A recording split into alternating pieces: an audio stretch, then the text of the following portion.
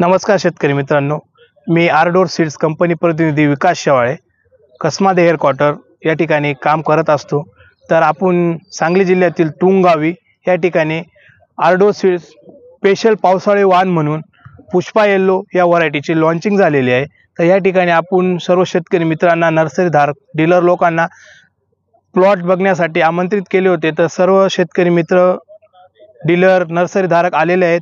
तर आज 3 दिवसापासून खूप पाऊस चालू असल्याने कारणाने सुद्धा व्हरायटी कुठल्याही प्रकारे कुठली डॅमेज झालेली नाही आहे।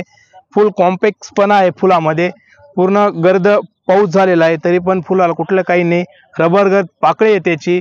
तर शेतकरी मित्रांनो, जर आवर्जून कोणाला पावसाळ्यात झेंडू लागवड करायची असेल तर त्यांनी पुष्पा येल्लो ही व्हरायटी लागवड करावी।